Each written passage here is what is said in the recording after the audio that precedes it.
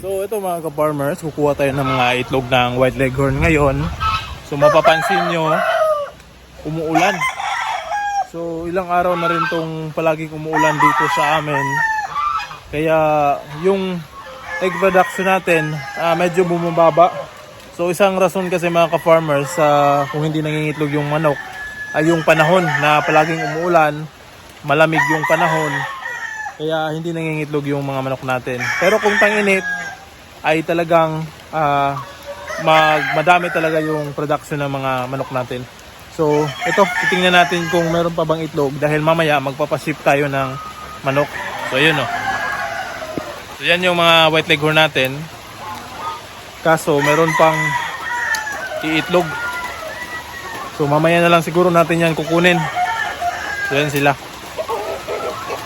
So ito, lumalakas na naman ang ulan. Kaninang umaga pa ito umuulan. Yan o, ulan. So ito naman yung mga heritage natin dito ay nangingitlog na rin. So nag-egg collection na rin ako simula kahapon itong black Australorp natin. Ito.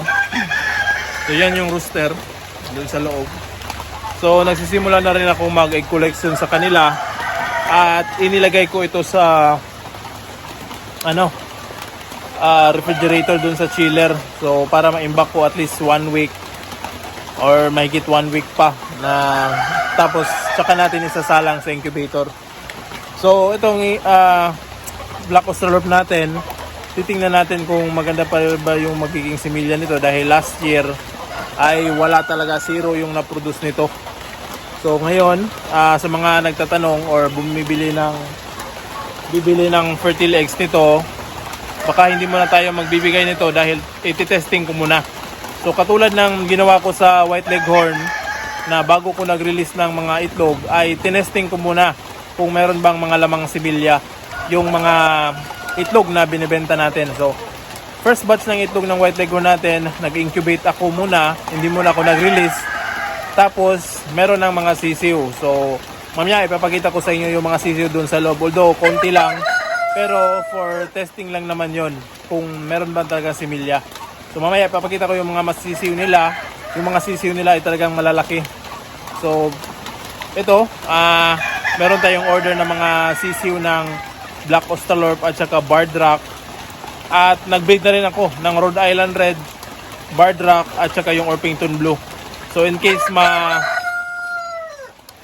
ma-short tayo sa mga black Australorp at saka barred rock, meron tayong pwedeng pang-replace na Orpington Blue at saka yung BPR cross ng Rhode Island Red. So yun ang susubukan natin. So punta muna ako sa loob mga ka-farmers, papakita natin yung mga sisiw dahil medyo malakas na rin yung ulan. Alright. So ito yung mga itlog ng white leghorn natin mga ka-farmers na na-imbak for at least 1 week na ngayon. So ito yung mga goods at saka ito yung mga maliliit.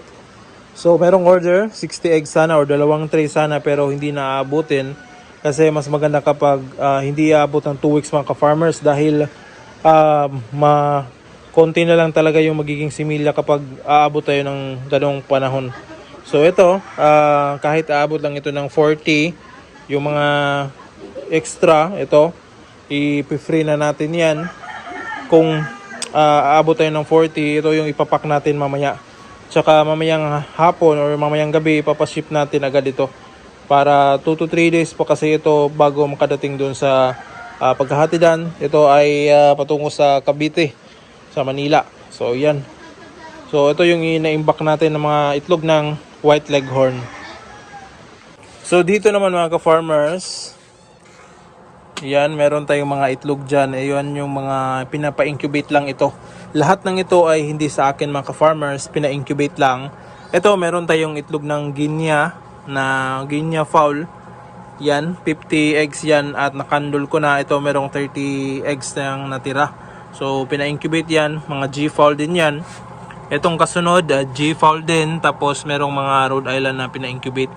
At meron din dito mga ka-farmers ng itlog ng bantam. Yan o. So naglagay ako ng, yan yung mga itlog o maliliit. So naglagay ako ng tray kasi lulusot yung itlog dito dahil maliliit lang talaga yung itlog ng bantam. So yan yung mga itlog. Meron pa tayong bakante. So baka next week maglo-load na tayo ng pangsarili nating itlog. So kinuha na natin yung itlog ng mga white leghorn dito. Wala nang white leghorn dyan. Ito yung na-testing natin.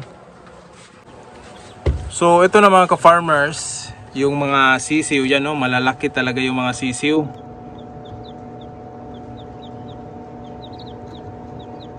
So meron akong problema dito. Mapapansin nyo yung kanilang mga paa ay medyo merong iba dyan na parang yung paa nila ay hindi matuwid, or tawag dyan is parang nakasplit.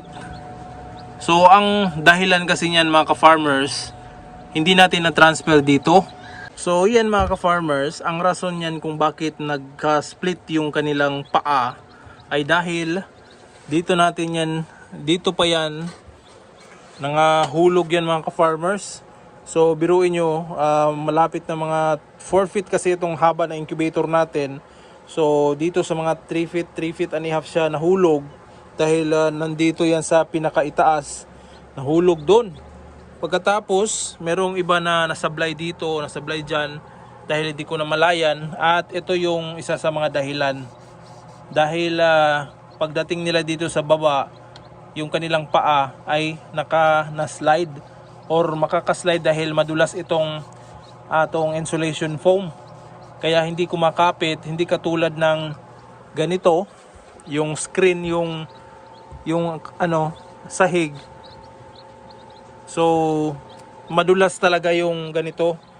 Kaya nagkaganyan yung kanilang paa at hindi ko na malayan, siguro gabi na itong napisa or madaling araw na, tapos na-discover ko mga around 9 or 8 AM na. So talagang magkakaproblema yan, no? Tingnan nyo. So tingnan nyo, malaki yung sisiw mga ka-farmers. Ito, oh.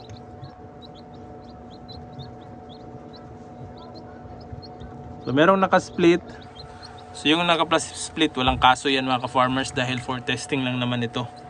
So meron tayong 2, 4, 6, 6 yung napisa ng mga sisiw. Merong isa na nakalabas pero namatay rin. So ayun mga ka-farmers, ang na-incubate natin out of 30 eggs, yun lang yung napisa dahil yung iba, meron namang lamang similya. Makikita nyo sa hatcher natin, meron pang mga itlog doon pero hindi na lumabas. So maybe yung mga sisiw ay patay na sa loob. Pero ang goal ko lang doon ay matesting ko kung meron bang similya yung mga itlog. So meron yatang problema sa incubator ko or baka kulang sa init kaya nagkaganon. Pero otherwise mga ka-farmers, yung mga sisiw na na-produce natin healthy naman. Yun nga lang, baka ang yung paa or nakaka-split yung paa nila. Pero ang rason naman nun ay yung sa sahig na insulation foam na kung saan sila bumagsak, doon din yun yung nakadamage sa kanilang paa. Pero gagaling din yun mga ka-farmers dahil inilagay na natin doon sa hatcher. So kasalanan ko rin mga ka-farmers dahil hindi ko agad na transfer doon sa hatcher before mag-hatch yung mga itlog. So 6 na piraso, di bali mga ka-farmers, papakainin pa rin natin yung mga sisiw na yon at alagaan pa rin kung hanggat saan nila mabuhay. Pero ang nakita ko sa mga sisiw ay pag lumabas sila doon sa itlog, malalaki yung mga sisiw mga ka-farmers. So parang heritage breed yung mga linalabas. Hindi kagaya ng parang sa mga native or upgraded native na medyo may kaliitan.